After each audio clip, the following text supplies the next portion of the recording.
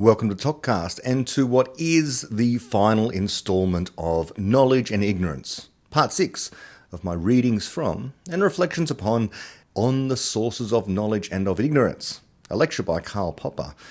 It is a lecture in 17 parts and we are now at part 13. As we get towards Popper's conclusion, he begins to rapid fire summarise what has gone before, and this culminates in a succinct answer to the questions. Where does knowledge come from? Where does ignorance come from? And hopefully I remember in saying, in promoting this particular episode, that if you're going to listen to none of the other episodes, 1 through 5 of this series, listen to part 6, because it contains so much of Popper's actual position. As he'll say at the beginning of part 13, which is where we're up to today, and we're going to get to the end of part 17, what he says at the beginning is that he's taken a historical view, but he's going to leave that behind, and he's going to show you the progress that he's making. He's already dealt with the mistakes that people have made, the errors of the past, and showing that he can move forward. He can take things further when it comes to what this stuff called knowledge is, and why it is that if we're able to come to some understanding of the world, our understanding is still incomplete. Hence, we have ignorance. He's given some account already of why it is the empiricists thought the way they did, and the rationalists thought as they did. So I'm about ready to dive in, but before I do, a little piece of rare housekeeping. If you've been watching this series on YouTube, you might notice a little error in part 5, the last podcast I made on this particular lecture. And that error was that if you get all the way through it, I think few people do, in the final minute, the audio is missing. So if that's a problem for you, just go to the podcast version of this on Apple Podcasts or Podbean or Spotify or wherever you happen to get your podcasts. And the full thing is there, so you can get that last 50-second minute, I think, of my podcast there, rather than me having to upload a whole new one. As I say, we're at part 14. This really is a tour de force from Popper. Popper kind of sums up his entire epistemology here. He traverses science as always, history qua history, the subject of history itself, as well as the history of philosophy, the history of ideas. And his political philosophy he summarises as well. It gets a mention. It's all tied up and summarised here with breathtaking clarity. This is really me celebrating Popper. I am going to comment as we go through, but it's more like, have you heard of those viewing parties that people get together online and they watch the same movie or the same TV show? This is kind of what this is, okay? I'm not going to be adding my own insights here so much as reading through Popper and just sort of clapping along at just how wonderful he is in expressing these ideas for the first time in a way which I still find wonderfully clear today. So here we are at part 13, and let me begin. Popper writes here, quote, "I will now leave all these largely historical reflections aside and turn to the problems themselves and to their solution. This part of my lecture might be described as an attack on empiricism, as formulated, for example, in the following classical statement of Hume's." And here Popper quotes Hume. And Hume says, quote, "If I ask you why you believe any particular matter of fact, you must tell me some reason. And this reason will be some other fact connected with it. But as you cannot proceed after this manner in infinitum, you must at last terminate in some fact which is present to your memory or senses, or must allow that your belief is entirely without foundation." End quote from the Inquiry Concerning Human Understanding, section 5, part 1. Then Popper goes on to say, quote, "The problem of the validity of empiricism may be roughly put as follows. Is observation the ultimate source of our knowledge of nature? And if not, what are the sources of knowledge? These questions remain, whatever I may have said about Bacon, and even if I should have managed to make those parts of his philosophy on which I have commented somewhat unattractive for Baconians and for other empiricists. The problem of the source of our knowledge has recently been restated as follows. If we make an assertion, we must justify it, but this means that we must be able to answer the following questions. How do you know? What are the sources of your assertion? This, the empiricist holds, amounts in its turn to the question, what observations or memories of observations underlie your assertion? I find this string of questions quite unsatisfactory. First of all, Most of our assertions are not based on observations, but upon all kinds of other sources. I read it in the Times, or perhaps I read it in the Encyclopaedia Britannica is a more likely and more definite answer to the question, how do you know? Then, I have observed it, or I know it from an observation I made last year. End quote. We wonder what Popper would say today. I mean, his point has only been made more profound by the existence of the so-called information age, the existence of the internet. So, I read it in the Times, or I read it in the Encyclopaedia Britannica, has of course been replaced with I read it on Wikipedia, I read it via Google, maybe ChatGPT told me. Whatever the case, the empiricist is going to say, but those terminate somewhere in observations ultimately. Those sources relied on other sources, and perhaps other sources that finally do end at some point. But do they? Now, Wittgenstein also said we get to a point where our spade is turned. At some point we get to a fact of the matter and we can't ask any further questions. So he too endorsed the it terminates somewhere idea as well. But if you embrace it's a woven web of guesses, there's no termination. There may be a beginning, a genesis of sorts with the knowledge, but the genesis itself can be a problem. We can ask of it why. It's not a termination. It could itself be a beginning point for more questions and more knowledge, more exploration, more conjecturing of knowledge and testing the knowledge, as Popper will come to soon. As Popper himself goes on to say, quote, but the empiricist will reply, how do you think that the Times or the Encyclopaedia Britannica got their information? Surely, if you only carry out on your inquiry long enough, you will end up with reports of the observations of eyewitnesses, sometimes called protocol sentences, or by yourself, basic statements. Admittedly, the empiricist will continue, books are largely made from other books. Admittedly, a historian, for example, will work from documents. But ultimately, in the last analysis, these other books or documents must have been based upon observations. Otherwise, they would have to be described as poetry, or invention, or lies, but not as testimony. It is in this sense that we empiricists assert that observation must be the ultimate source of our knowledge. Here we have the empiricist's case, as it is still put by some of my positivist friends. End quote.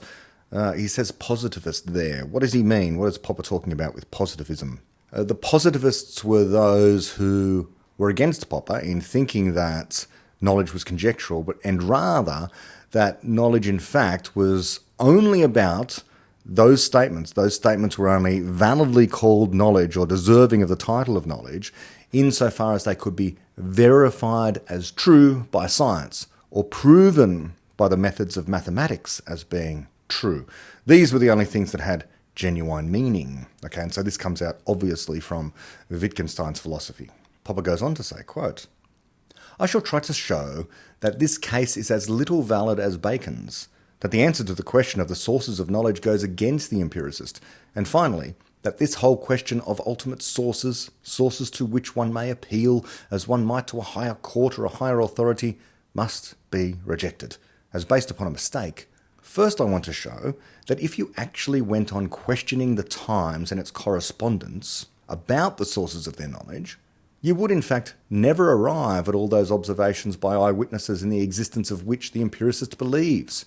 You would find, rather, that with every step you take, the need for further steps increases in snowball-like fashion. Take as an example the sort of assertion for which reasonable people might simply accept as the sufficient answer, I read it in the Times. Let us say the assertion, the Prime Minister has decided to return to London several days ahead of schedule. Now, assume for a moment somebody doubts this assertion, or feels the need to investigate its truth. What shall he do? If he has a friend in the Prime Minister's office, the simplest and most direct way would be to ring him up, and if this friend corroborates the message, then that is that. In other words, the investigator will, if possible, try to check or to examine the asserted fact itself, rather than trace the source of the information. But according to the empiricist's theory, the assertion, I have read it in the Times, is merely a first step in a justification procedure consisting in tracing the ultimate source. What is the next step? Just pausing there, my reflection. So notice here Popper setting up the great contradiction, or the way in which these two views of knowledge are at loggerheads. On the one hand, the empiricist is saying, well, you've got to find the ultimate source of the knowledge to determine whether or not it's valid, or to say that it's knowledge in some way, to say whether or not it counts as having solved your problem, we might say in Popper's view. But Popper's just saying, all you reasonably do when presented with an assertion is to check it. Check it against something else that's reasonable in the world. Maybe there's a person in the Prime Minister's office in this case who can check for you. You can check with them. Is this true? Is the Prime Minister actually coming back to Britain 3 days ahead of schedule? Something like that. But if someone comes to you, random, you're having a random conversation with a friend and you're saying, isn't it unusual the Prime Minister is coming back 3 days ahead of schedule from his overseas trip? Then what do you do in that case? Do you say, well, what's the ultimate source of that knowledge? You say, no, well, if you're skeptical about what your friend said, you say, how do you know that? Well, I read it in the Times. That's it. Fine. Problem done. Now you have a piece of knowledge that the Prime Minister is coming home 3 days ahead of schedule. And you know that the other person also knows that. And why? You know it because your friend has told you that it was reported in the Times. You have a piece of knowledge. Does it mean that this piece of knowledge is certainly true? No, it does not mean that. But this is the mistake the empiricists make. They want to turn knowledge into a quest for certain truth, which is wrong. What you want is that piece of information that solves your problem. It could always be wrong. It can be, you are fallible. All sources are fallible. That is what Popper is saying here, that the empiricists are not after checking sources. They're trying to find the ultimate source. As Popper has asked, what is the next step? He goes on to say, quote, there are at least two next steps. One would be to reflect that I have read it in the Times is also an assertion, and that we might ask, what is the source of your knowledge that you read it in the Times and not, say, in a paper looking very similar to the Times? The other is to ask the Times for the sources of its knowledge. The answer to the first question may be, but we have only the Times on order, and we always get it in the morning, which gives rise to a host of further questions about sources which we will not pursue. The second question may elicit from the editor of the Times the answer, well, we had a telephone call from the Prime Minister's office. Now, according to the empiricist procedure, we should, at this next stage, ask, who is the gentleman who received the telephone call? And then get his observation report. But we should also have to ask the gentleman, what is the source of your knowledge that the voice you heard came from an official in the Prime Minister's office? And so on. End quote. So my reflection on this, you can see here that the empiricist error is a skeptical one. It's almost the denial of the possibility of knowledge. You just keep asking, but how do you know that? Given an answer, you ask, but how do you know that? And given an answer, you ask, but how do you know that? And eventually you get to this base observation. Now, why the empiricist is satisfied with someone saying, I just saw it or I just heard it myself firsthand, and not thinking that, well, that could be an error, is the topic of this. The whole idea being that senses can lead you in error. But of course, the empiricists at this point thought that the senses did not lie. There was no problem. It was you could have direct perception and your senses did not deceive you, unless your mind was corrupted by the evil demons or bad ideas in some way, shape or form. Popper goes on to say, quote, there is a simple reason why this tedious sequence of questions never comes to a satisfactory conclusion. It is this: every witness must always make ample use in his report of his knowledge of persons, places, things, linguistic usages, social conventions, and so on. He cannot rely merely upon his eyes or ears, especially if his report is to be of use in justifying any assertion worth justifying. But this fact must, of course, always raise new questions as to the sources of those elements of his knowledge which are not immediately observational. End quote. What Popper is saying there is theoryladenness. We've got knowledge, we've got other background knowledge here, knowledge of persons, places, things, linguistic uses, social conventions, and so on, which when you're given a report of something like the Prime Minister is coming home from his trip 3 days early, you already have all of that knowledge. And so that knowledge itself is not cashed out by a particular observation, but allows you to understand the message that you're being given, allows you to understand the knowledge as being knowledge. And without it, without understanding language, without understanding particular people and particular places, having this concept that some people are reliable interlocutors, you can't make a judgment about whether or not this assertion that you've heard from someone is in fact itself reliable. There are reasons to be more or less critical in certain places. This background knowledge comes together as a kind of theory about what you think about the assertion, the theoryladenness of the assertion that you're being given. And the theoryladenness, therefore, of any observation that another person has made, as well as yourself. Popper goes on to say, quote, "This is why the program of tracing back all knowledge to its ultimate source in observation is logically impossible to carry through. It leads to an infinite regress. The doctrine that the truth is manifest cuts off the regress. This is interesting because it may help to explain the attractiveness of that doctrine. I wish to mention, in parentheses, that this argument is closely related to another, that all observation involves interpretation in the light of our theoretical knowledge, or that pure observational knowledge unadulterated by theory would, if at all possible, be utterly barren and futile.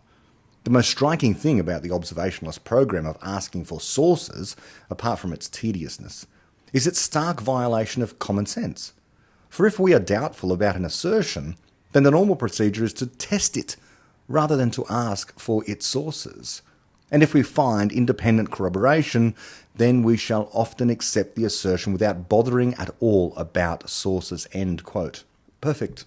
Perfect. And this is why many of us have said that Popper's conception of knowledge is so much closer to the common sense understanding of knowledge than the academic, more erudite versions of knowledge that are so rarefied as to be completely disconnected from what people actually mean by saying they know something or have a piece of knowledge.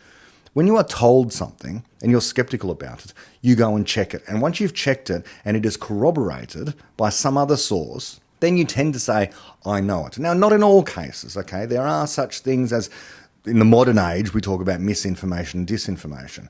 But this is the whole point of having knowledge in the first place, of having good background knowledge, of trying to figure out how it is that you can come to a better understanding of certain sources, which comes down to having an explanation yourself of whether or not what they're giving you is a good explanation. And whether or not they're giving you a good explanation comes down to what is the method and methodology being used that they've used in order to come to that conclusion. If it is a newspaper reporting on the movements of the Prime Minister, and you figure out that the methodology is that the reporter has contacted someone in the Prime Minister's office, good method. There's no reason to presume that people are being lied to here. Now, could it be the case that someone's being lied to? Of course it could be, but until such time as you think that that is the better explanation for what is being told, there's no reason to endorse it. You may as well take prima facie what people in the Prime Minister's office are saying about what the Prime Minister is doing. For example, if on the other hand someone is trying to tell you, well, I think that aliens from the other side of the galaxy are actually the explanation for the existence of the Egyptian pyramids, that's different. What is their methodology for having figured this out? If it is merely their personal interpretation of certain hieroglyphics, not good enough. Not good enough when it stands in stark contrast to what all the genuine Egyptologists have been telling us about how these pyramids, these boring structures, these piles of stones, were built by vast numbers of people, ruled over by a pharaoh, okay, and that presumably took decades to centuries to build in some cases. We ourselves need heuristics which allow us to check the knowledge that people are purporting to have. And those heuristics come down to what is the methodology, what is the method of error correction that is being used by those particular people. We don't care about the ultimate source of the knowledge. Often the ultimate source of the knowledge, in a sense, will be themselves. They're making stuff up. But what is the methodology that they used? Is that reliable? Is that going to produce a good explanation? Or is that going to produce utter fiction? Back to Popper's lecture. And he says, quote, "Of course, there are cases in which the situation is different. Testing an historical assertion always means going back to sources, but not as a rule to the reports of eyewitnesses. Clearly, no historian will accept the evidence of documents uncritically. There are problems of genuineness, there are problems of bias. There are, of course, also problems such as, was the writer present when these events happened? But this is not one of the characteristic problems of the historian. He may worry about the reliability of a report, but he will rarely worry about whether or not the writer of the document was an eyewitness of the event in question, even assuming that this event was of the nature of an observable event. A letter saying, 'I changed my mind yesterday on this question,' may be most valuable historical evidence, even though changes of mind are unobservable, and even though we may conjecture, in view of other evidence, that the writer was lying." End quote. And so this also reveals the richness and depth of Popper's epistemology, that it can reach into all areas of our understanding of the world, from art and mathematics through to history, as well as science. But the empiricists and others are narrowly, very, very narrowly at times, focused on their perverse view of science. They ignore everything else. They ignore the knowledge that is instantiated in all other subject areas, much less knowledge instantiated in objects, but never mind that. But when it comes to history, there is no way of being able to check the ultimate source, of being able to check whether or not the person who is writing the historical documents actually witnessed the so-called event that they witnessed. So if this is impossible, this is an impossible state of affairs, does that mean we cannot possibly have knowledge of history? No, we have knowledge of history. Not because we know that the people writing whatever they wrote actually saw what it is that they purport to have seen. Perhaps they didn't. Perhaps they're just collecting other documents and we don't have access to the documents that they were looking at, the more ancient documents who have long since been lost. You know, the Library of Alexandria was lost. So we rely upon documents that purport to be relying upon documents that have long since been lost. Much less the people who wrote those documents, who might have been writing about other people who said they saw a particular thing. Now, recently, this whole question of lost civilizations, these apparent cities and city-states and so on and so forth, for which we have scant archaeological evidence. But sometimes in the writings of certain philosophers, these descriptions appear. Now, why? Because the philosophers might have been reading books long since lost. And the only record we have that these books kind of existed is in the writings of the philosophers. You know, Plato writing stuff about Atlantis and that kind of thing. But there are other such examples. Now, what do we say about any of that? What we say is we just don't know. We don't know until we find better sources. But in the meantime, where we do have good explanations of phenomena, which connect in history especially to physical artifacts as well, then we can have a good explanation of these things. But the empiricist has a real problem on their hands, because they are only concerned about the cases for knowledge where you can terminate in an actual observation, and you know the observation has taken place, and the observation is inerrant in some way. But if you don't even in principle have access to the observation, because all you have to rely upon is a historic document testifying that someone might have testified to having made the observation, big problem for the empiricist, but not for Popperian epistemology, for having a reasonable explanation of some phenomena or events in the past. Popper goes on to say, you know, this unusual focus on eyewitnesses, of needing eyewitnesses because you need to have sense data. Popper says, quote, "As to eyewitnesses, they are important almost exclusively in a court of law, where they can be cross-examined. As most lawyers know, eyewitnesses often err. This has been experimentally investigated with the most striking results. Witnesses most anxious to describe an event as it happened are liable to make scores of mistakes, especially if some exciting things happen in a hurry. And if an event suggests some tempting interpretation, then this interpretation, more often than not, is allowed to distort what has actually been seen." End quote. Brilliant. Absolutely brilliant. Now, this is one of the areas where, if I can just mention the science populariser Neil deGrasse Tyson, he comes under fire now and again for making some philosophically naive statements. Okay, that aside, I find his description of parts of the scientific process eloquent and accurate. For example, his talk, when he talks about UFOs, I think that this is when he is absolutely in his prime, and you can see he really enjoys talking about this stuff, and he's perfectly right as far as I can tell. If someone comes into the science laboratory and says, "I saw a UFO, you have to believe me, I saw it in the sky," the scientist, the critical thinker at that point will say, "Who cares? You saw it." This "I saw it" thing is merely a problem. It's the starting point. It's not the solution. It's not an answer. You don't therefore conclude on the basis of someone having seen something, someone having claimed to have observed something, therefore they really did. David Deutsch makes this point in one of the questions that I ask him in my series of questions to David Deutsch about this exact phenomena. This idea that making observations is hard. Scientists devise intricate complex experiments and trying to figure out what they're actually observing is half the problem, to try and figure out what it is that your data is telling you about what you've observed. And Popper is saying here, eyewitnesses, notoriously unreliable.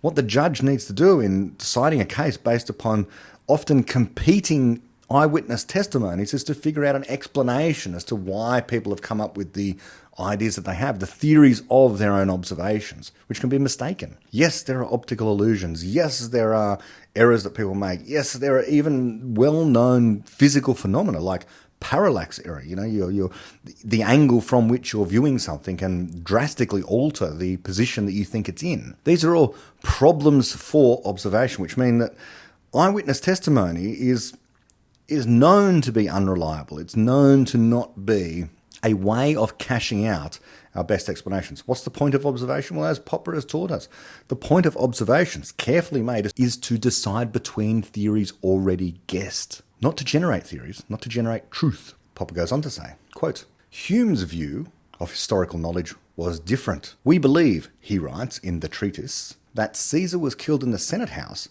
on the Ides of March, because this fact is established on the unanimous testimony of historians, who agree to assign this precise time and place to that event.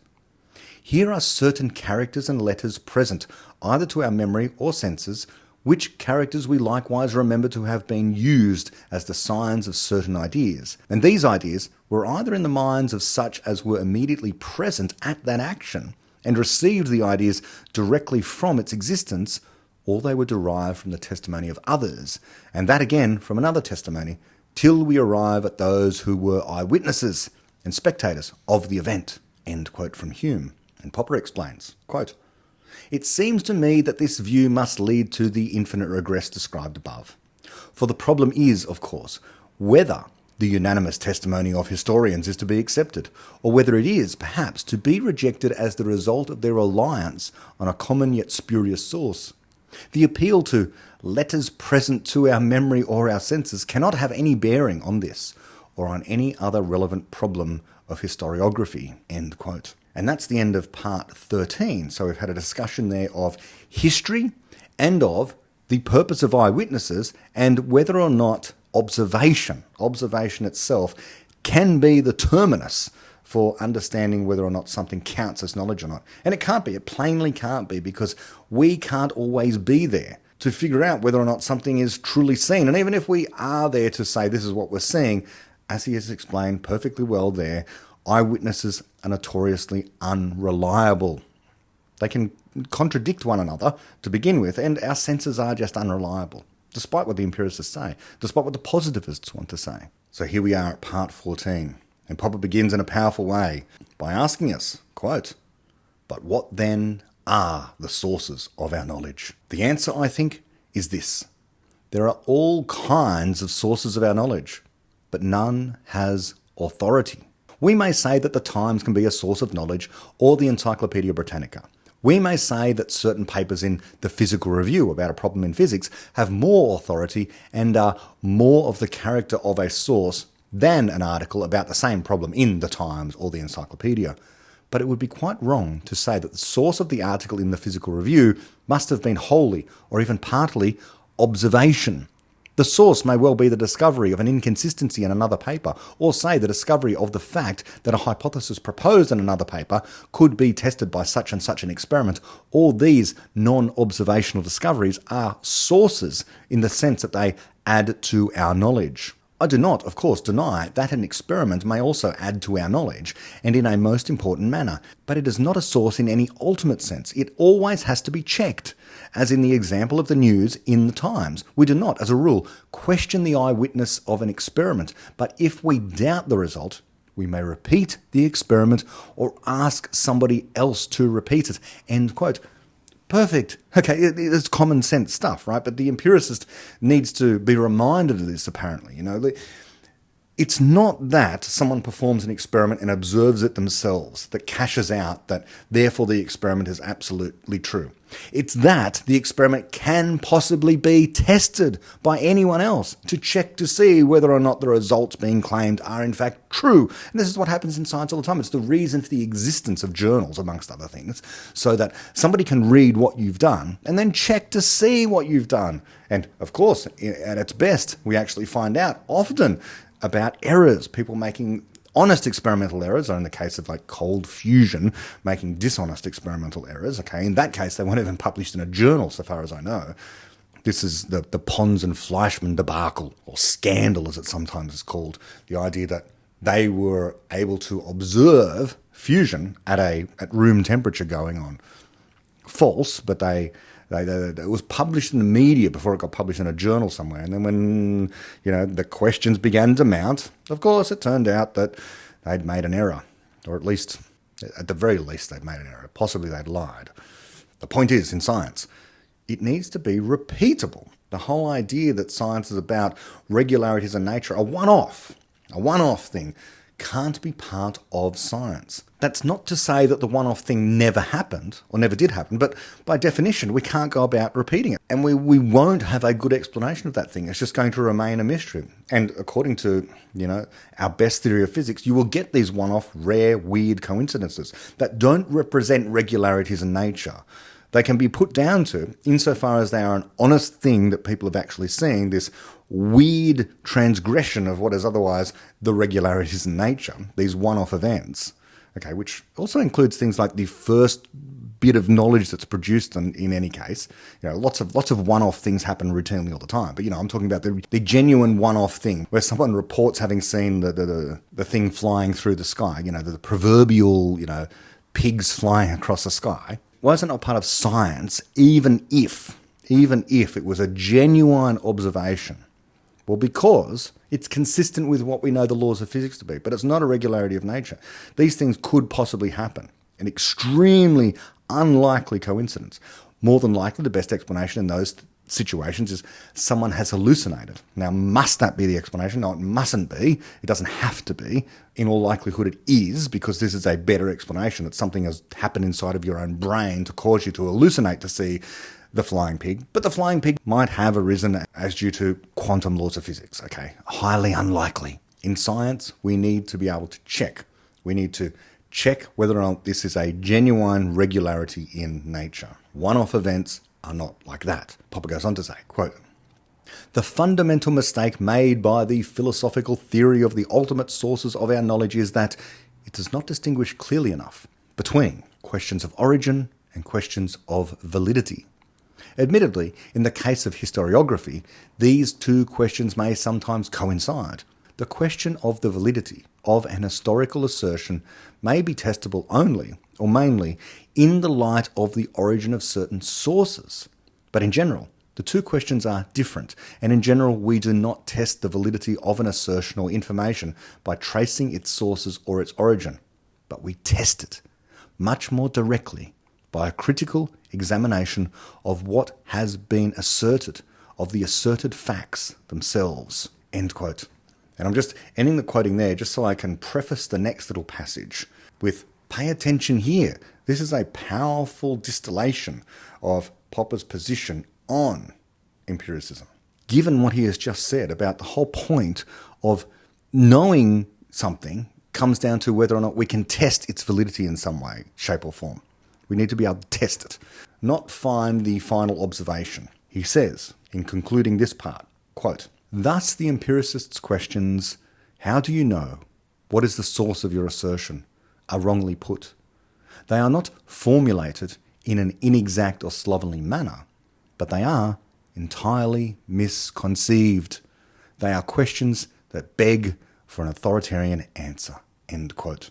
Brilliant. The how do you know question, as the empiricist asks it, is asking for the ultimate source of your knowledge, the authoritative starting point, namely the idea that someone saw it, that someone heard it, that they were present as an eyewitness to be able to cash out the validity of that thing, all the while assuming all the while assuming that the senses can't possibly err. But we've already seen that the senses absolutely can err in many ways. People are fallible. And it's because people are fallible that the empiricists cannot possibly be correct. People can make mistakes, always. You can always be labouring under some misconception. And thereby we arrive at part 15. And Popper goes on to say, quote, "The traditional systems of epistemology may be said to result from yes answers or no answers to questions about the sources of knowledge.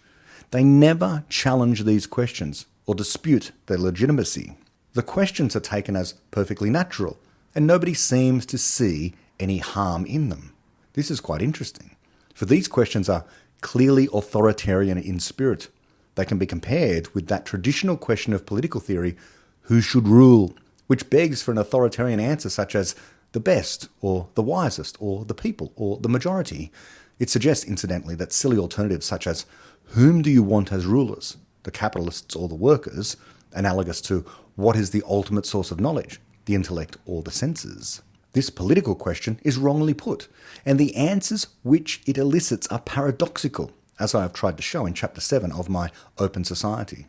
It should be replaced by a completely different question, such as, how can we organise our political institutions so that bad or incompetent rulers, whom we should not try to get, but whom we so easily might get all the same, cannot do much damage?" End quote. Now, this is a subtly different formulation to the way I normally put Popper's criterion of democracy. The normal way of putting this, the regular way I should say, the more common way that you see it in print is, how can we most easily remove bad rulers and bad policies without force, without violence? That's the way it's put. The way Popper is phrasing it here is, how can we organise our political institutions so that bad or incompetent rulers cannot do much damage, or cannot do too much damage? That's a great way of putting it. I love that. It's very anti-authoritarian there. It's very much in the mould here of Churchill's injunction that, well, democracy is the worst of all forms of governance, except for all those other forms that we've tried. Here Popper is saying, look, we need a democracy. We've got a democracy. It's the only way we can organise society right now, given that people are going to be unreasonable at times. So we're going to have rulers to sort of corral society in some way. But the fundamental question before us is, how can we ensure that they don't do too much damage? Which is great. That's perfect. Because as he says, you're going to get the bad and incompetent rulers all the same. He says you might get them all the same. More often than not, you're going to get bad and incompetent rulers. More often than not. Now, it's either have the bad and incompetent ruler or no ruler at all. All right? So that seems to be the choice before us. It's impossible to have the best ruler. It's impossible even to have, I would say, the good ruler. That's simply by virtue of the fact that anyone who is seeking that office is probably not the person you want. Okay, I say probably, but the characteristics of a person who are that kind of individual who says, yes, I'm going to tell others what to do, more often than not, has the wrong philosophy. They endorse a kind of coercion. They think, I know best for others. So automatically, at the first hurdle, people like me rule them out, so to speak, as of being of good character, as of being the best character. Now, there are some people in politics who you would want to have more power, because you can tell when you listen to them that they're not going to exercise it in some bad way, but eventually, power corrupts and all that sort of stuff. So the whole point of democracy is, how can we get rid of these people once they begin to reveal themselves as not being in it for the right reasons, but instead in it for themselves, or in it for social control, or in it for trying to impose their will upon others, be coercive in some way? What do? Well, we need to be able to get rid of them so before they do too much damage. Having a voting system, having a system where we can vote them out without violence. And so Popper says, Popper is saying there that the question is not who should rule. The question is, how do you organise your political institutions? And he goes on to say, I believe that only by changing our question in this way can we hope to proceed towards a reasonable theory of political institutions. The question about the sources of our knowledge can be replaced in a similar way. It has always been asked in the spirit of, what are the best sources of our knowledge? The most reliable ones. Those which will not lead us into error, and those which we can and must turn, in case of doubt, as the last court of appeal. I propose to assume instead that no such ideal sources exist, no more than ideal rulers, and that all sources are liable to lead us into error at times. And I propose to replace, therefore, the question of the sources of our knowledge by the entirely different question: how can we hope to detect and eliminate error? End quote.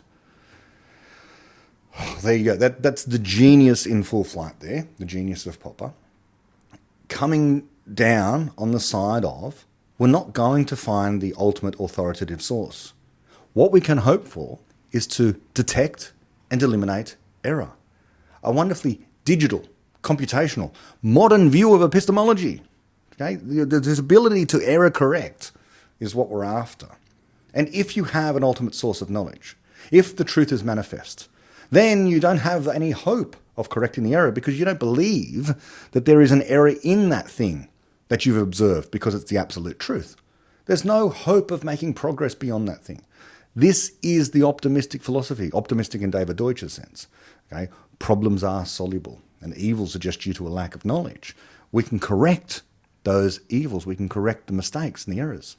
Popper goes on to say, quote, "The question of the sources of our knowledge, like so many authoritarian questions, is a genetic one. It asks for the origin of our knowledge in the belief that knowledge may legitimize itself by its pedigree," end quote.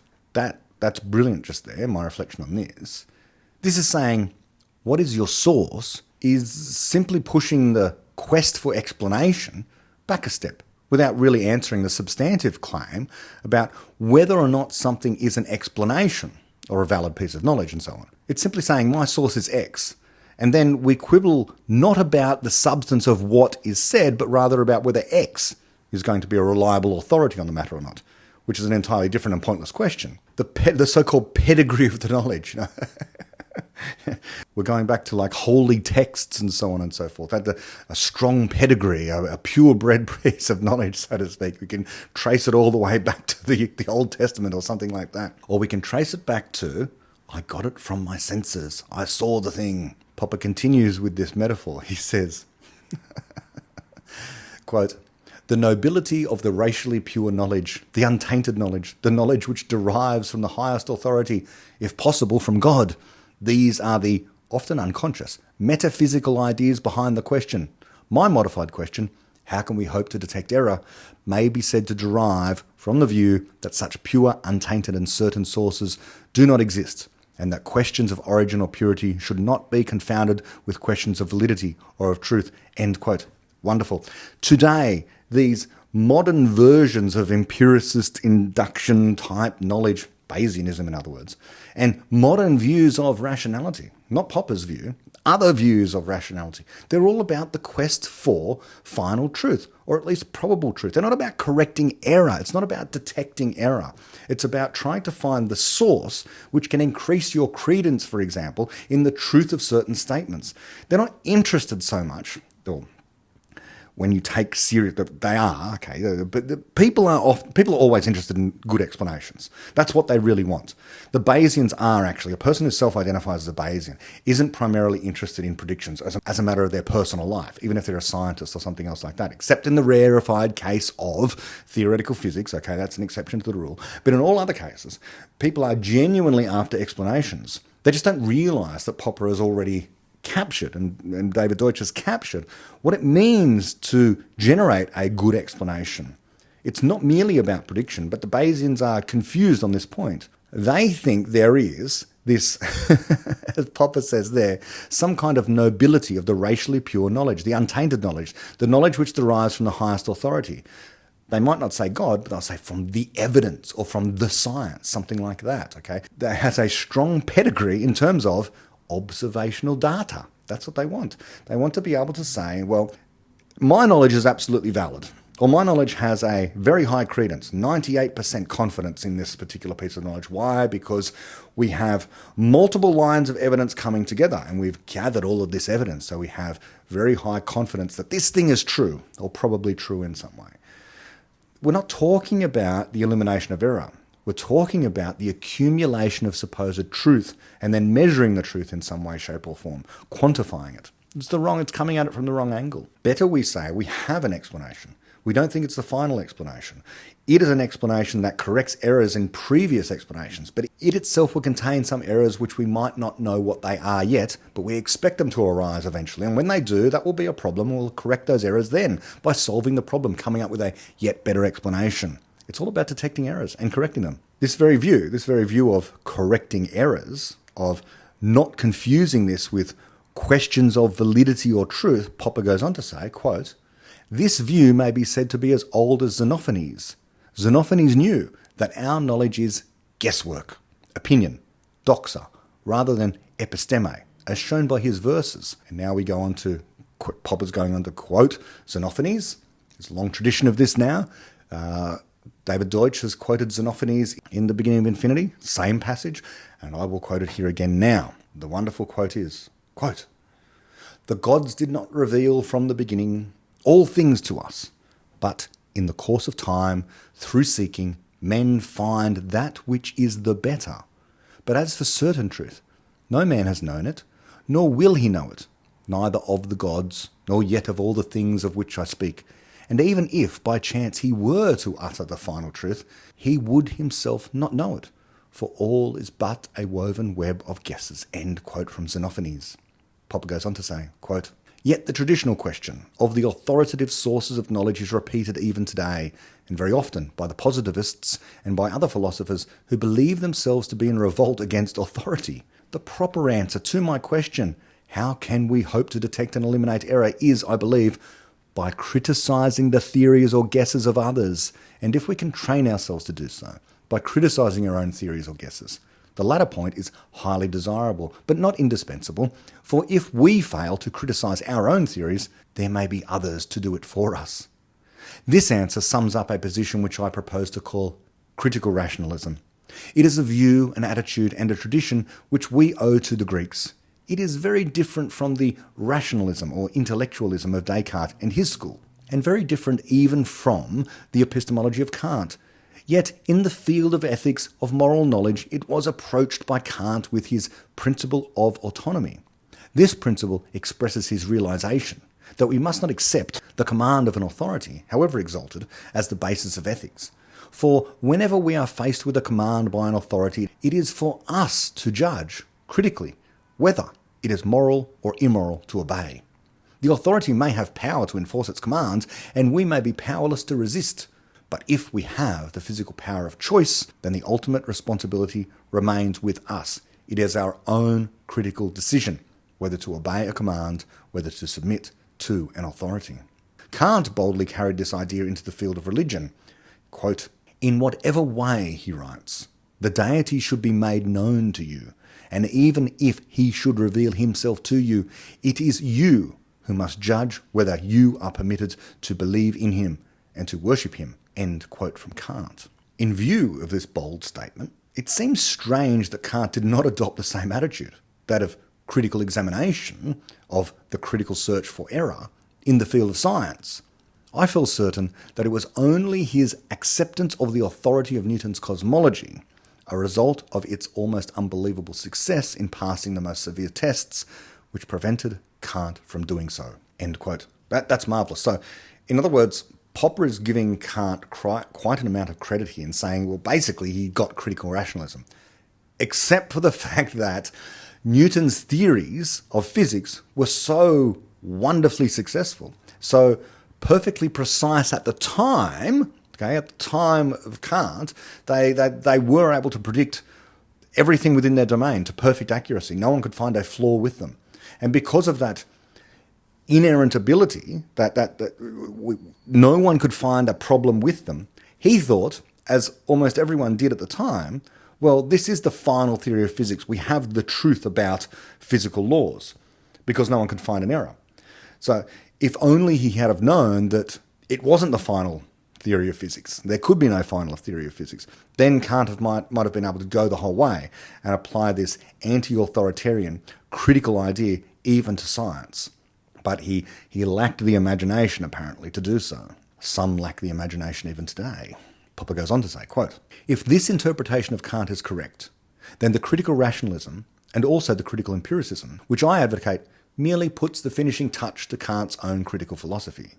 And this was made possible by Einstein, who taught us that Newton's theory may well be mistaken in spite of its overwhelming success.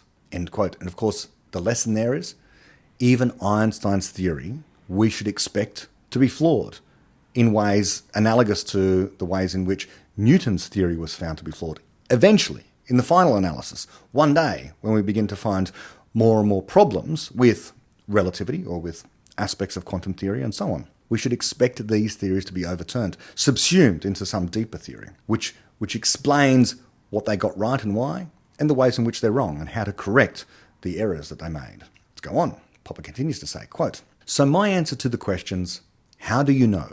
What is the source or the basis of your assertion? What observations have led you to it? Would be, I do not know. My assertion was merely a guess. Never mind the source, or the sources, from which it may spring. There are many possible sources, and I may not be aware of half of them, and origins or pedigrees have in any case little bearing upon truth. But if you are interested in the problem which I tried to solve by my tentative assertion, you may help me by criticising it as severely as you can. And if you can design some experimental test which you think might refute my assertion, I shall gladly, and to the best of my powers, help you refute it." End quote. Yes, and so that is the ideal stance for a scientist to have, or a historian, so on and so forth, that they would say, here is my idea, here is my hypothesis, here is my assertion, here is my explanation, purported theory, and so on and so forth. Criticise it for me. Help me to shoot it down. And if you've got some way of doing an experiment, let's hear it and let's try and find flaw with this particular idea. Let's find a new problem perhaps so we can make even more progress. Popper goes on to say, quote, "This answer applies, strictly speaking, only if the question is asked about some scientific assertion as distinct from an historical one. If my conjecture was an historical one, sources, in the non-ultimate sense, will of course come into the critical discussion of its validity. Yet fundamentally, my answer will be the same, as we have seen." And that ends part 15. We're now on to part 16. And here, in this part 16, we're going to get a potted summary from Popper himself about his epistemology as explained so far throughout this particular piece. Popper says in part 16, quote, "It is high time now, I think, to formulate the epistemological results of this discussion. I'll put them in the form of 9 theses." End quote. Now, at this point, I'm just noticing that in my version of this, I don't know if this is every version, but certainly the Kindle version, the problem I have is that the numbering system for these 9 theses is a bit out of whack. But I'll do my best in trying to number these 1 through to 9. We'll see how we go. The first thesis that Popper has here written is, quote, number 1, "There are no ultimate sources of knowledge. Every source, every suggestion is welcome, and every source, every suggestion is open to critical examination. Except in history, we usually examine the facts themselves rather than the sources of our information." Thesis 2. "The proper epistemological question is not one about sources. Rather, we ask whether the assertion made is true. That is to say, whether it agrees with the facts. That we may operate without getting involved in antinomies with the idea of objective truth in the sense of correspondence to the facts has been shown by the work of Alfred Tarski. And we try to find this out as well as we can by examining or testing the assertion itself, either in a direct way or by examining or testing its consequences." Thesis 3.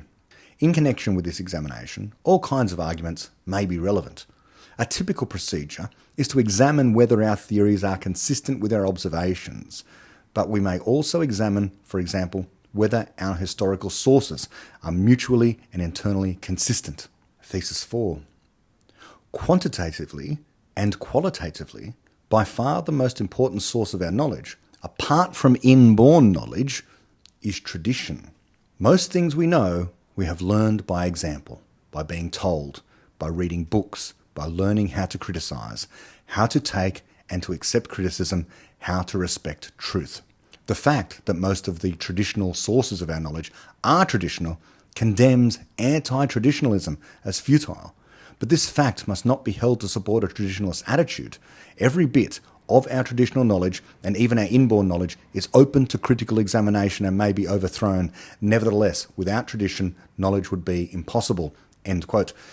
So that thesis is brilliantly put, and I think needs to be perhaps more often put more strenuously by me, I try to make this point very, very often. This idea that we have inborn knowledge and the idea that there is knowledge in our traditions. I say it often, but it's as if people don't hear that.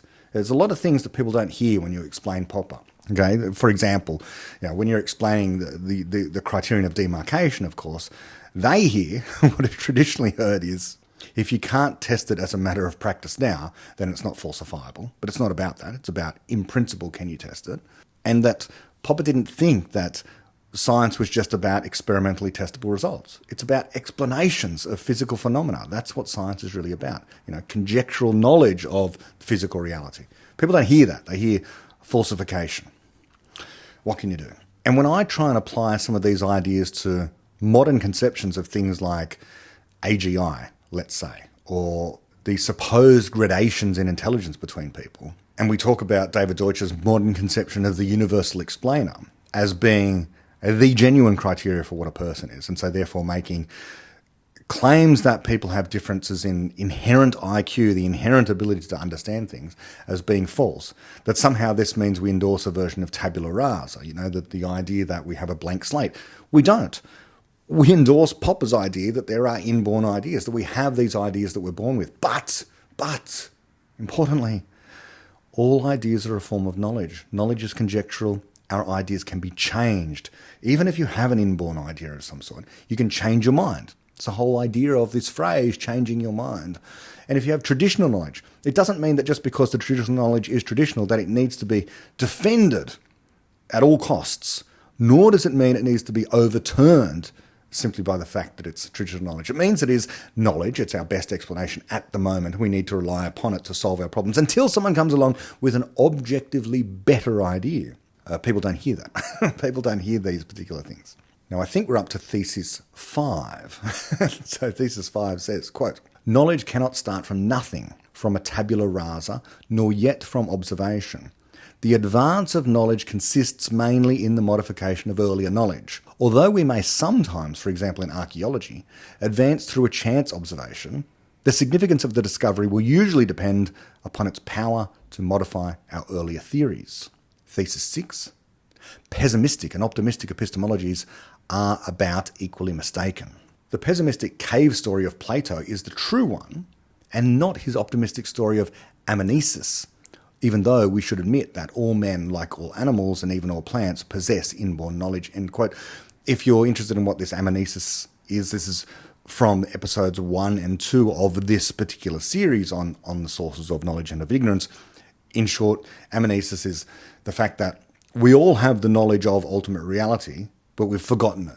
And Plato's view is that we're just trying to rediscover that which our immortal souls actually already know. Our bodies are this corrupted version of the immortal soul, of the ultimate form that we have. And so coming to know things is a process of coming to remember what it is that we've forgotten. Incorrect. But what Plato had right from the cave is that we don't have direct access to reality. Okay, it's layered with interpretation. It's like we are looking at shadows on a cave wall. You got that much right. Thinking that this therefore prevents us from ever knowing anything, of ever having actual knowledge of reality, is false. We come to knowledge of reality, but it's just that the knowledge isn't absolutely certainly true. It's not final. We can refine it over time and improve it over time, but it's still knowledge of reality. It's just not reality itself. Perfect truth about reality. So we're continuing here with thesis 6, and Popper goes on to say, quote, "But although the world of appearances is indeed a world of mere shadows on the walls of our cave, we all constantly reach out beyond it, and although, as Democritus said, the truth is hidden in the deep, we can probe into the deep.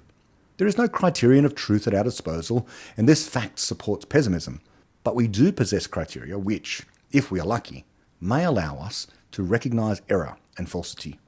Clarity and distinctness are not criteria of truth, but such things as obscurity or confusion may indicate error. Similarly, coherence cannot establish truth, but incoherence and inconsistency do establish falsehood.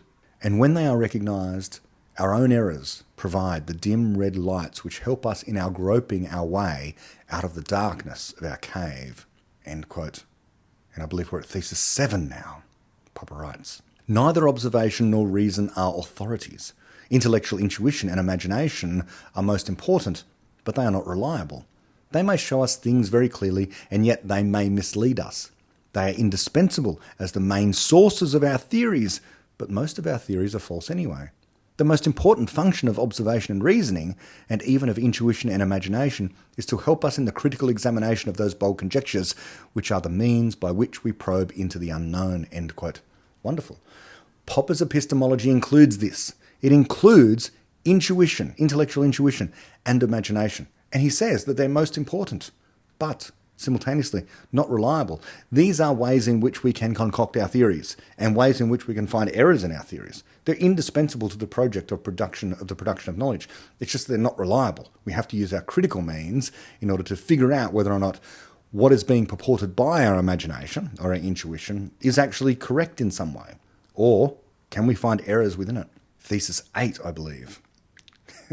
Popper goes on to say, quote, "Every solution of a problem raises new, unsolved problems.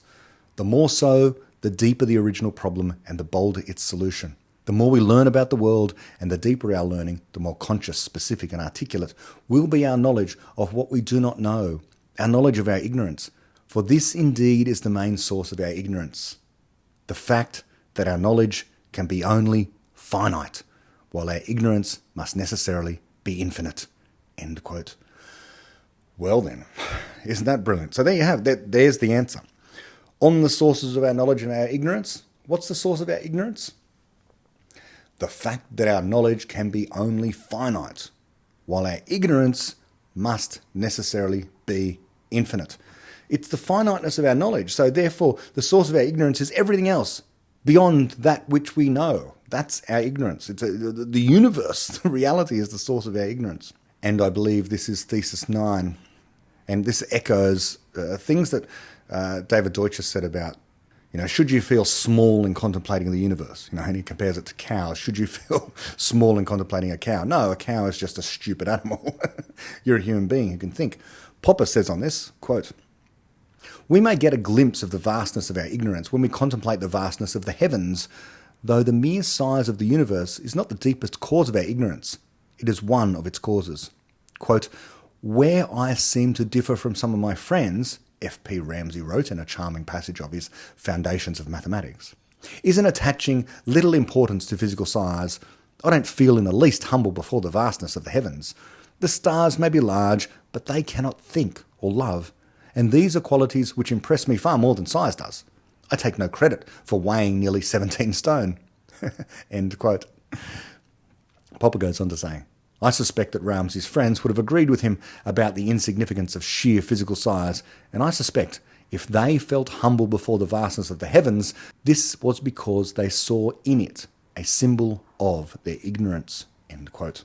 Now I'm coming rapidly to the end of part 16 here. Indeed, we only have one paragraph left before we get to the conclusion of the entire lecture, which is part 17.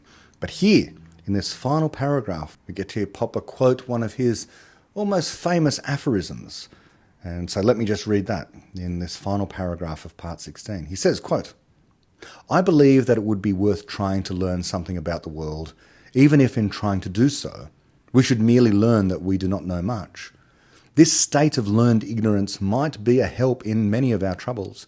It might be well for all of us to remember that, while differing widely in the various little bits we know, in our infinite ignorance, we are all equal."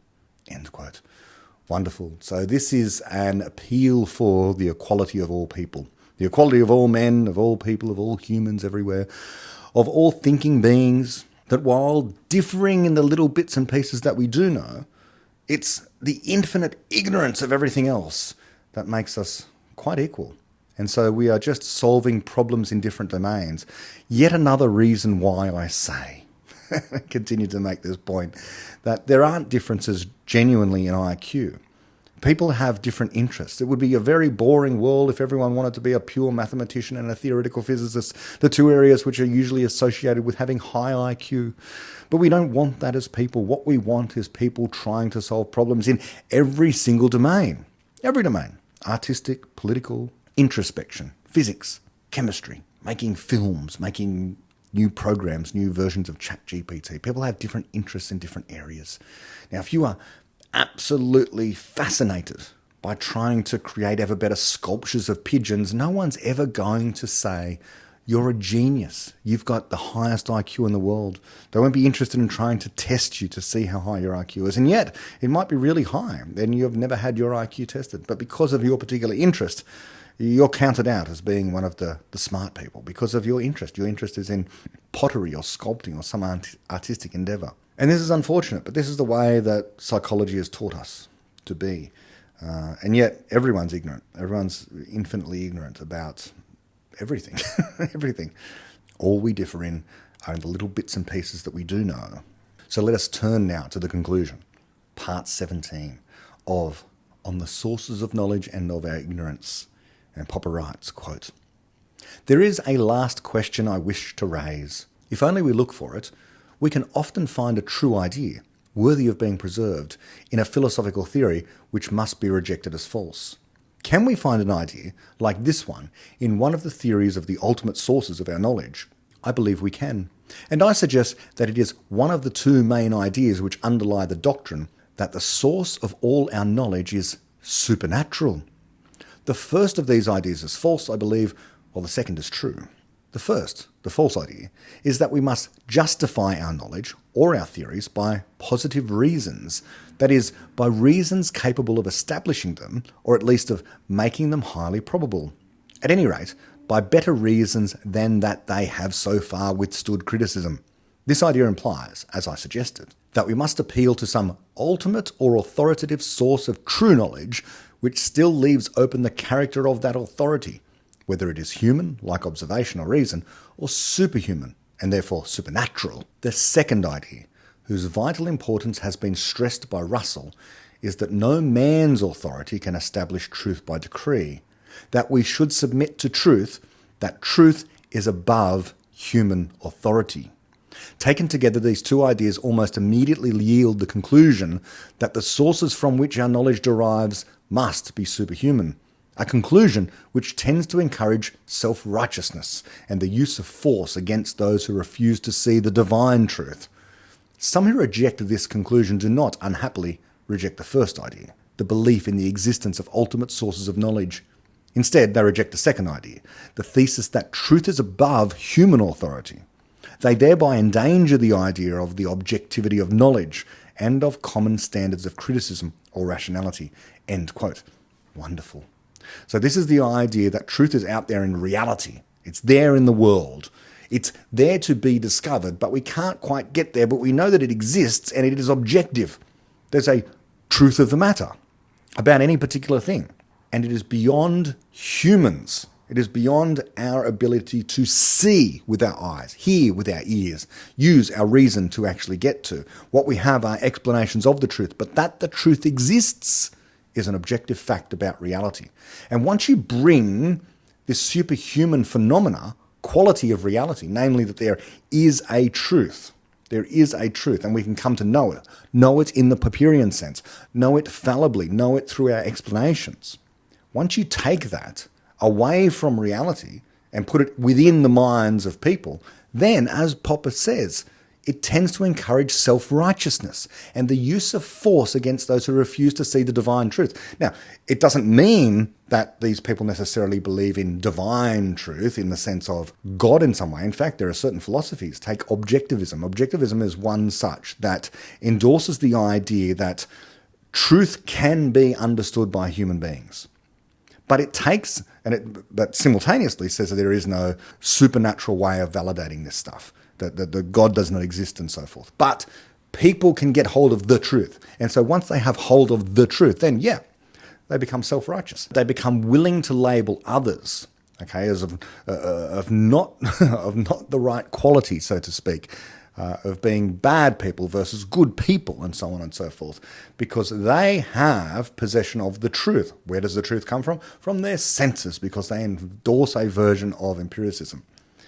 But as Popper says, truth is above human authority. No person can say they're in possession of the truth because a person is fallible. A person is fallible and is always fallible.